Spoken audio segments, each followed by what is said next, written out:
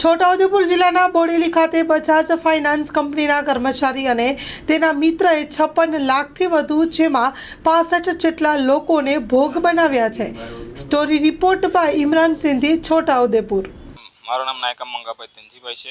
હું ગામ ઊંચાપુર રહેવાસી ફળિયા ખરાટીનો છું અને બજાજ ફાઇનાન્સની અંદર હું લોન 2 મોબાઈલ લીધા ત્યારે લોન પાસ થઈને 1,43,000ની લોન પાસ થઈ અને એ હું ના કીધી ત્યારે 2 લોકો આવ્યા, રાઠોડ ખુમાનસિંહ અને પ્રજ્ઞેશ પંચાલે। એમ કીધું કે તમારે લોનની જરૂર ના હોય તો લોન ઉપાડીને મને આપી દો, એવો આગ્રહ કર્યો અને હું એમને લોન ઉપાડીને પૈસા આપી દીધા અને 35,000 મારા ખાતામાં રાખ્યા હતા કે એ લોકો હપ્તા નહીં ભરી શકે તો હું ભરીશ એમ કરીને પછી એ લોકોએ હપ્તા ભરવાનું બંધ કરી દીધું। એટલે મેં 7 મહિનાથી હપ્તા પૂછ્યું છે। અમારી માંગ છે કે એમાં કંઈક કાનૂની કાર્યવાહી કરે।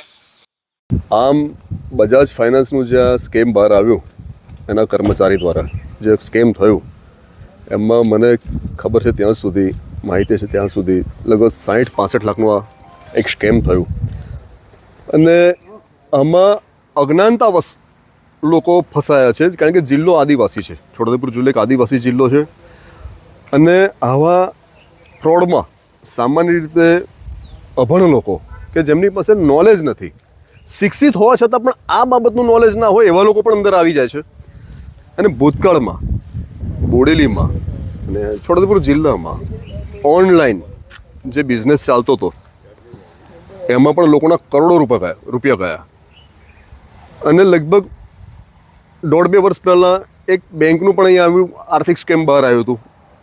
તો આ જે કંઈ સ્કેમ થાય છે, ઇકોનોમિકલ સ્કેમ, ફાઇનાન્શિયલ સ્કેમ, એમાં અજ્ઞાનતાવશ લોકો ફસાય છે અને કંઈક કારણોવશ સરકાર આ બાબતે જાગૃત નથી એવું મારું માનવું છે। સરકારે આ બાબતે જાગૃતિ અભિયાન ચલાવવું જોઈએ, ખાસ કરીને છોટાઉદેપુર જિલ્લામાં આદિવાસી જિલ્લો છે એટલા માટે, જેથી કરીને આવા સ્કેમમાં અજ્ઞાનતાવશ લોકો ફસાય નહીં અને જાગૃતિ આવે। બોડેલી પોલીસ સ્ટેશન ખાતે ગઈ તારીખ 30/11/2024ના રોજ જે બજાજ ફાઇનાન્સ જે છે એમના એરિયા મેનેજર નિગમભાઈ જયંતિલાલભાઈ પટેલે એક ફરિયાદ આપેલી છે। આ ફરિયાદ છે એ પ્રજ્ઞેશ કુમાર નટવરભાઈ પંચાલ અને ખુમાનસિંહ ફુલસિંહભાઈ રાઠવા એ બંને વિરુદ્ધ છે અને ફરિયાદની હકીકત એવી છે કે જે પ્રજ્ઞેશભાઈ પંચાલ છે એ બજાજ ફાઇનાન્સ જે કંપની છે એમાં સેલ્સ એક્ઝિક્યુટિવ તરીકે બોડેલી બ્રાન્ચમાં ફરજ બજાવતા હતા। એ દરમિયાન તેમને આ કામના આરોપી જે ખુમાનસિંહભાઈની મદદથી બોડેલી અને જેતપુર તાલુકાના અલગ અલગ 65 જેટલા જે વ્યક્તિઓનો સંપર્ક કરી અને એમને જાણ કરી કે તમે જે બજાજ ફાઇનાન્સમાંથી પર્સનલ લોન લ્યો અને આ લોન છે એ તમામ લોનના હપ્તા અમે ભરી આપશું, હું ભરી આપીશ અને આ સંદર્ભે એમને 300 રૂપિયાના સ્ટેમ્પ ઉપર એવું નોટરાઇઝ લખાણ કરી બાંયધરી લખી આપી કે આ લોનના હપ્તા અમે 10 હપ્તામાં અમે ભરી આપશું। એમ કરી 65 કસ્ટમર પાસેથી એમને કુલ 75,87,000 રૂપિયાની લોન લીધી અને લોન છે એમાંથી જે આજે આખો સમયગાળો છે જે બનાવ બન્યો છે એ જૂન 2022 થી જૂન 2024 સુધીનો સમય છે।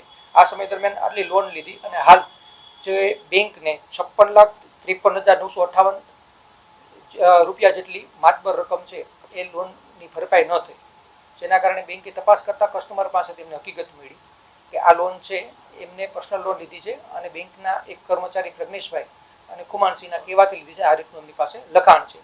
આવી રીતના બંને આરોપીઓએ જે છે એમને 56,53,958 રૂપિયા જેટલી રકમ છે એ લોનની નહીં ભરી પોતાના અંગત વપરાશમાં લઈ ગુનો આચરેલ છે। એમના વિરુદ્ધમાં ધોરણસર ફરિયાદ દાખલ કરવામાં આવેલી છે અને હાલ તપાસ ચાલુ છે અને આરોપીઓ વિરુદ્ધ પુરાવા મેળવી અને એમને ધરપકડ કરવામાં આવશે અને ઘટતી કાર્યવાહી કરવામાં આવશે।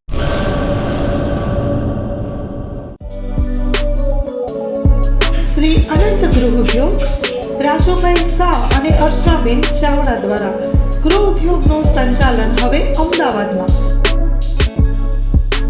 કચ્છ ભુજની પ્રખ્યાત હેન્ડમેડ ખાખરા અને રોટલાના પ્રખ્યાત ગૃહ ઉદ્યોગની વસ્તુનું વેચાણ હવે અમદાવાદમાં। તો અમારું સરનામું નોંધી લેશો, વસ્તારપુર તળાવ પાસે, અમદાવાદ, શ્રી અનંત ગૃહ ઉદ્યોગ।